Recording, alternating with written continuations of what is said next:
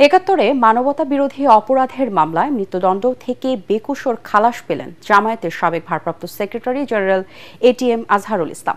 প্রধান বিচারপতি সৈয়দ রেফাত আহমেদের নেতৃত্বে 7 বিচারপতির পূর্ণাঙ্গ বেঞ্চ এই রায় দেন। রায়ের পর্যবেক্ষণে সর্বোচ্চ আদালত বলেন, সাক্ষ্য প্রমাণ ছাড়াই আজহারকে সাজা দেওয়া হয়েছিল। রায়ের প্রতিক্রিয়ায় সত্যের জয়, মিথ্যার পরাজয় হয়েছে মন্তব্য করেন তার আইনজীবীরা। তাদের আশা দ্রুতই কারাগার থেকে মুক্তি পাবেন এটিএম আজহার। বিস্তারিত হুমায়ুন চিশতির রিপোর্টে। মুক্তিযুদ্ধে গণহত্যা সহ মানবতাবিরোধী অপরাধের 5টি অভিযোগে 2014 সালের 30 ডিসেম্বর জামায়াত নেতা এটিএম আজহারুল ইসলামকে ফাঁসির সাজা দেয় আন্তর্জাতিক অপরাধ ট্রাইব্যুনাল। 2019 সালের 23 অক্টোবর মৃত্যুদণ্ডের ওই রায় বহাল রাখে আপিল বিভাগ। যদিও দুটো রায়কে প্রহসনের বিচার বলে আখ্যায়িত করে আসছে জামায়াতে ইসলামী। নিজেকে নির্দোষ দাবি করে 113টি যুক্তি তুলে ধরে ওই রায় পুনর্বিবেচনার আবেদন করেন আজহার। 5 আগস্ট রাজনৈতিক পট পরিবর্তনের পর এটিএম আজহারের রিভিউ আবেদনের শুনানির উদ্যোগ নেওয়া হয়। পরে তা আপিল হিসেবে গ্রহণ করেন সর্বোচ্চ আদালত।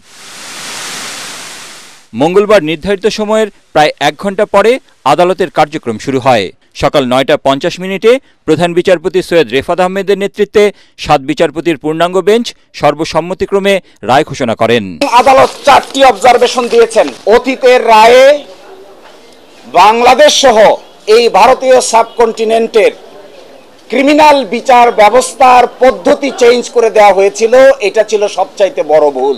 আরো বলেছেন, আদালতের সামনে উপস্থাপিত সাক্ষ্য প্রমাণ অ্যাসেসমেন্ট করা ছাড়াই জনাব এটিএম আজহারুল ইসলাম সাহেবকে ফাঁসি দেওয়া হয়েছিল। পৃথিবীর ইতিহাসে এটি একটি ট্র্যাভেস্টি অফ ট্রুথ, অর্থাৎ বিচারের নামে অবিচার। যে সমস্ত তথ্য প্রমাণ আদালতে হাজির করা হয়েছিল, অতীতের আপিল বিভাগ তা সঠিকভাবে বিবেচনা করতে ব্যর্থ হয়েছে। ফলশ্রুতিতে আজকে জনাব এটিএম আজহারুল ইসলাম সাহেব কে বেকসুর খালাস প্রদান করেছে। আপিল বিভাগের পূর্ণাঙ্গ রায় প্রকাশের পর একটি রিভিউ বোর্ড গঠন করে বিগত সময়ে ট্রাইব্যুনালের রায়গুলোর পুনর্মূল্যায়ন করার দাবিও জানান আজহারের আইনজীবী। অতীতের রায় সম্পর্কে এই রায়ে অনেক অবজারভেশন থাকবে। আমরা মনে করি সরকারের উচিত হবে এই পূর্ণাঙ্গ রায় প্রকাশ হওয়ার পরে একটা রিভিউ বোর্ড গঠন করে অতীতের রায়গুলোকে পুনর্বিবেচনা করা। রায়ের প্রতিক্রিয়ায় জামায়াতের নায়েবে আমির বলেন, সত্যের জয় হয়েছে। সত্যের বিজয় হয়েছে, সত্যের বিজয় হয়েছে।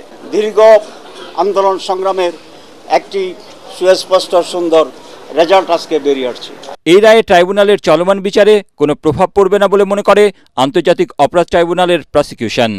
আজকে অ্যাপিলেট ডিভিশন যখন বলেছে যে ইন্টারন্যাশনাল ক্রাইমস ট্রাইব্যুনালের বিচারে আন্তর্জাতিক আইনের প্রযোজ্যতা প্রয়োজন, এই ব্যাপারে আমাদের প্রসিকিউশনের পক্ষ থেকে আমরা এখনো একমত পোষণ করছি এবং এই রায়ের পক্ষে আমরা এখনো কথা বলছি। আমাদের আইনি লড়াই যার সুযোগও নাই, কারণ এটা হলো রিভিউ থেকে যে অ্যাপিল আসছে সেই অ্যাপিলের জাজমেন্ট। এর উপরে বাংলাদেশে বা পৃথিবীর আর কোনো আদালত বা আর কোনো ফোরাম নেই। আইনজীবীরা জানান, রায়ের সংক্ষিপ্ত অনুলিপি কারাগারে পৌঁছালেই জেল থেকে মুক্তি পাবেন জামায়াতের সাবেক সহকারী secretary general ATM Azharul Islam. Humayun Chishti, ATN Bangla, Dhaka.